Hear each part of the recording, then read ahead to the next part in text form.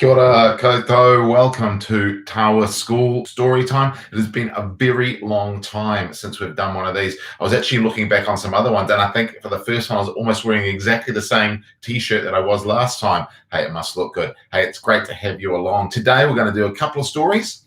We're going to be going old school classic. We're going to be reading The Cat in the Hat, and also we're going to be starting some of James and the Giant Peach. So look forward to that. So we'll start off with Cat in the Hat. I hope you're all safe and well at home in your bubbles and that you're looking after one another. And tamariki, I hope you're being kind to your parents, and we'll do lots of things to help out at home. So let's start off with Cat in the Hat. And there's a whole bunch of people jumping in onto the chat. Hey, great to see you guys. Hey, keep adding things if you want to. Awesome. All right, The Cat in the Hat by Dr. Suess. The sun did not shine. It was too wet to play. We sat in the house all that cold, cold, wet day. I sat there with Sally. We sat there, we two, and I said how I wish we had something to do. Too wet to go out and too cold to play ball. So we sat in the house. We did nothing at all. So all we could do was sit, sit, sit, sit. And we did not like it, not one little bit. Bump. And then something went bump. How that bump made us jump. We looked, then we saw him step in on the mat. We looked and we saw him, the cat in the hat. And he said to us, "Why do you sit there like that? I know it is wet and the sun is not sunny, but we can have lots of good fun that is funny."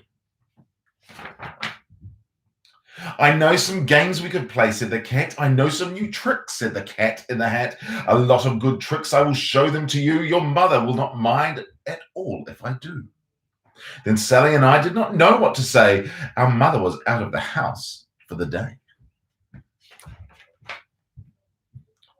But our fish said, "No, no, make that cat go away. Tell that cat in the hat you do not want to play. He should not be here. He should not be about.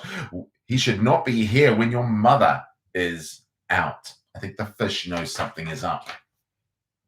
Now, have no fear, said the cat. "My tricks are not bad," said the cat in the hat. "Why, we can have lots of good fun if you wish, with a game that I call Up with a Fish." "Put me down," said the fish. "This is no fun at all. Put me down," said the fish. "I do not wish to fall." "Have no fear," said the cat. "I will not let you fall. I will hold you up high as I stand on a ball with a book on one hand and a cup on my hat. And that is not all I can do," said the cat. Look at me now," said the cat. "With a cup and a cake on the top of my hat, I can hold up 2 books. I can hold up the fish and a little toy ship and some milk on a dish. And look, I can hop up and down on the ball. But that is not all. Oh no, that is not all. Look at me now. It is fun to have fun, but you have to know how. I can hold up the cup and the milk and the cake. I can hold up these books and the fish on a rake. I can hold the toy ship and a little toy man. And look, with my tail, I can hold a red fan. I can fan with a fan, and I can hop on the ball, but that is not all. Oh no, that is not all. I have a feeling that this could get a little bit messy." That is what the cat said. Then he fell on his head. He came down with a bump from up there on the ball, and Sally and I, we saw all the things fall. And our fish came down too. He fell into a pot. He said, "Do I like this? Oh no, I do not. This is not a good game," said our fish as he lit. "No, I do not like it, not one little bit." "Now look what you did," said the fish to the cat. "Now look at this house. Look at this, look at that. You sank our toy ship. You shook up our house and you bent our new rake. You should not be here when our mother is not. You get out of this house," said the fish in the pot. "But I like it here. I like it a lot," said the cat in the hat to the fish in the pot. "I will not go away." I do not wish to go. And so, said the cat in the hat, so, I will show you another good game that I know. And then he ran out. And then, fast as a fox, the cat in the hat came back in with a box. A big redwood box. It was shut with a hook. Now look at this trick, said the cat. Take a look.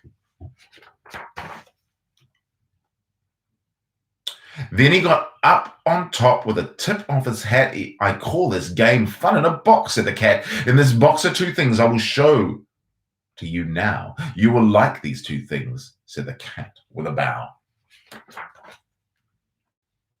I will pick up the book and you will see something new, two things, and I call them thing one and thing two. The things will not bite you. They want to have fun. Then out of the box came thing two and thing one, and they ran to us fast, and they said, how do you do? Would you like to shake hands with thing one and thing two? And Sally and I did not know what to do, so we had to shake hands with thing one and thing two. We shook their two hands, but our fish said, no. Those things should not be in this house. Make them go. They should not be here when your mother is out. Put them out, said the fish in the pot. Have no fear, little fish, said the cat in the hat. These things are good things, and he gave them a pat. They are tame, oh so tame. They have come here to play. They will give you some fun on this wet day. Now, here is a game that they like, said the cat. They like to fly kites, said the cat in the hat. No, not in the house, said the fish in the pot. They should not fly kites in a house. They should not. Oh, the things they will bump. Oh, the things they will hit. Oh, I do not like it. Not one little bit. Then Sally and I saw them run down the hall. We saw those two things bump their kites on the wall. Bump, thump, thump, thump down the wall in the hall. Thing one, thing two, and thing one. They ran up, they ran down on the string of one kite. We saw mother's new gown. The gown with the dots that are pink, white, and red. Then we saw one kite bump on the head of her bed. Then those two things ran about with big bumps, jumps, and kicks, and with hops and big thumps and all kinds of bad tricks. And I said, I do not like the way that they play. If mother could see this, oh, what would she say? Then our fish said, look, and our fish shook with fear. Your mother is on her way home. Do you hear? Oh, what will she do to us? What will she say? Oh, she will not like it to find us this way. So do something fast, said the fish. Do you hear? I saw her, your mother. Your mother is near. So as fast as you can, think of something to do. You will have to get rid of thing one and thing two. So as fast as I could, I went after my net, and I said, with my net, I can get them, I bet. I bet with my net, I can get those things yet. Then I let down my net, it came down with a plop, and I had them at last. Those two things had to stop. Then I said to the cat, now you do as I say. You pack up those things and you take them away. Oh dear, said the cat, you do not like our game. Oh dear, what a shame, what a shame, what a shame. Then he shut up the things in the box with a hook, and the cat went away with a sad kind of look. That is good, said the fish. He has gone away, yes, but your mother will come. She will find this big mess, and this mess is so big, so deep, and so tall, we cannot pick it up. There is no way at all. And then, who was back in the house? Why, the cat. Have no fear of this mess, said the cat in the hat. I will always pick up all my playthings, and so I will show you another good trick that I know. Then he saw them pick up all the things that they were down. He picked up the cake and the rake and the gown and the milk and the strings and the books and the dish and the fan and the cup and the ship and the fish. And he put them away. Then he said, that is that. And he was gone with a tip of his hat. Then our mother came in and she said to us two, did you have any fun? Tell me, what did you do? And Sally and I said, and Sally and I did not know what to say. Should we tell her the things that went on there that day? Should we tell her about it? Now, what should we do? Well, what would you do if your mother asked you? That is the Cat and the Hat. And I hear there's a whole bunch of people saying hi. There's say hi to there's Dina and there's Nate and there's Vinny. Great to see you guys. Hey there, Miko, and great to see Archie and Olivia as well. Hey, hope you guys are enjoying this. Hey, we're going to read the first little bit of James and the Giant Peach. Now, this is another Roald Dahl novel. Last Tawa School story time, I think I read 5 Roald Dahl novels, so we might as well keep going with those. This is a really good story. I remember this being read to me by my teacher when I was I would have been probably in about year 5. So, James and the Giant Peach by Roald Dahl. Chapter 1. Until he was 4 years old, James Henry Trotter had a happy life. He lived peacefully with his mother and father in a beautiful house beside the sea. There were plenty of other children for him to play with, and there was a sandy beach for him to run about on, and the ocean to paddle in. It was a perfect life for a small boy. Then one day, James' mother and father went to London to do some shopping, and there was a terrible accident. Both of them suddenly got eaten up, in full daylight, mind you, and on a crowded street, by an enormous angry rhinoceros that had escaped from London Zoo.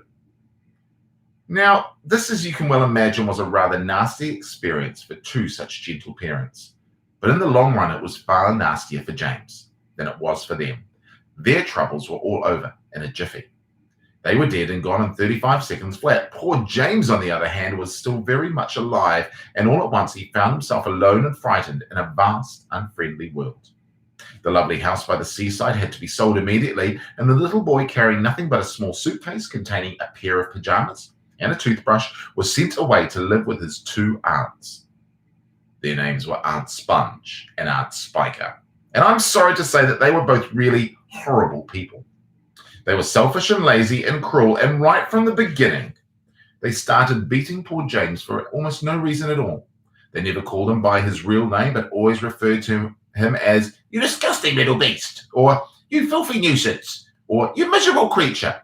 And they certainly never gave him toys to play with or any picture books to look at. His room was as bare as a prison cell. I think Aunt Sponge and Aunt Spiker need to remember those 2 words, be kind. They lived, Aunt Sponge, Aunt Spiker, and now James as well, in a queer ramshackle house on the top of a high hill in the south of England. The hill was so high that from almost anywhere in the garden, James could look down and see for miles and miles across a marvelous landscape of woods and fields, and on a very clear day, he looked in the right direction, he could see a tiny grey dot far away on the horizon, which was the house that he used to live in with his beloved mother and father. And just beyond that, he could see the ocean itself, a long, thin streak of brackish blue, like a line of ink beneath the rim of the sky. But James was never allowed to go down off the top of that hill. Neither Aunt Sponge nor Aunt Spiker could ever be bothered to take him out himself, not even for a small walk or a picnic. And he certainly wasn't permitted to go alone. "The nasty little beast will only get into mischief if he goes out in the garden," Aunt Spiker said, and terrible punishments were promised him, such as being locked up in the cellar with the rats for a week if he even dared to climb over the fence. The garden, which covered the whole of the top of the hill, was large and desolate, and the only tree in the entire place, apart from a clump of dirty old laurel bushes at the far end, was an ancient peach tree that never gave any peaches.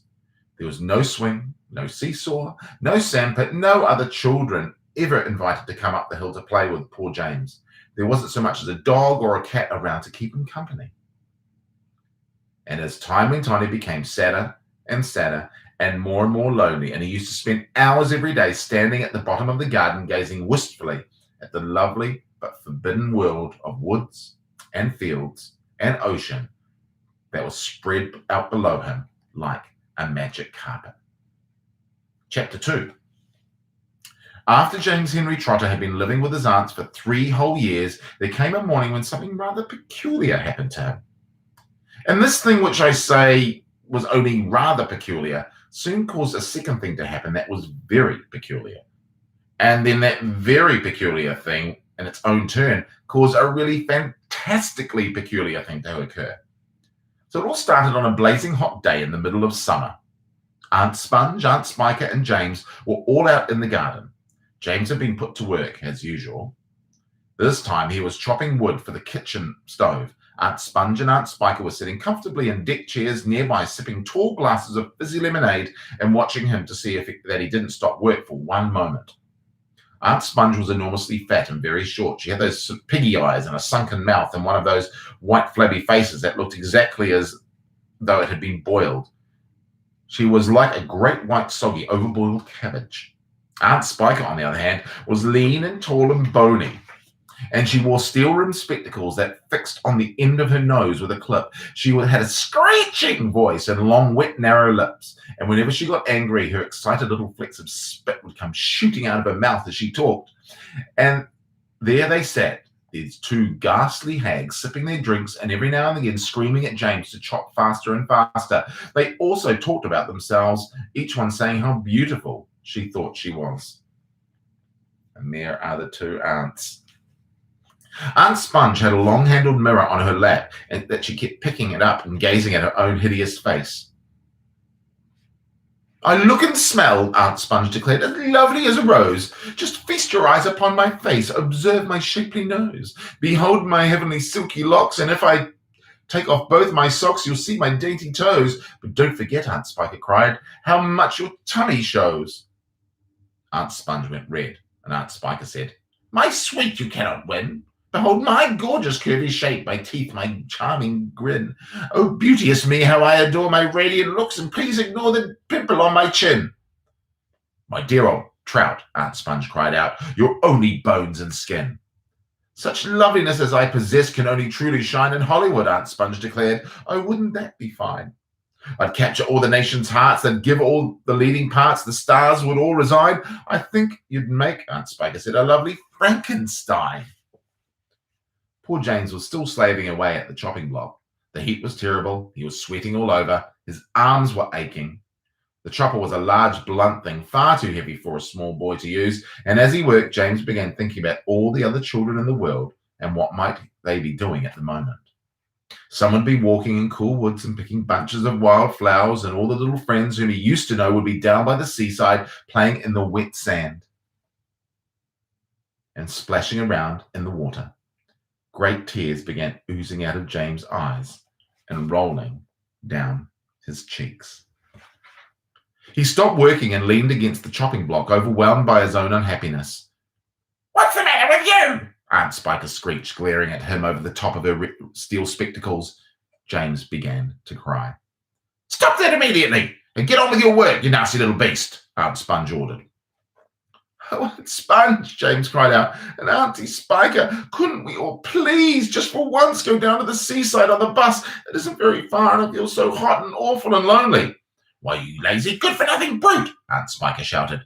"Beat him," cried Aunt Sponge. "I certainly will," Aunt Spiker snapped. She glared at James, and James looked back at her with large, frightened eyes. "I shall beat you later on in the day when I don't feel so hot," she said. "And now get out of my sight, you disgusting little worm, and give me some peace."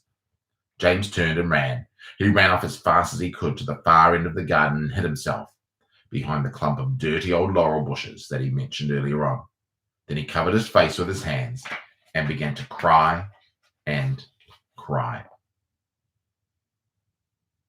We'll say chapter 3, where something peculiar happens. Hey, thanks a lot for joining us for Tawa School Storytime. Tomorrow we're going to be on at 10 o'clock. We had to do it a little bit late today because I had a meeting with our awesome Tawa School staff, but we'll be meeting at 10 o'clock tomorrow. So watch out for that link on our Facebook pages. Check your email, and we look forward to catching you then. Hey, look after yourselves. Great to have you here. Ka kite anō.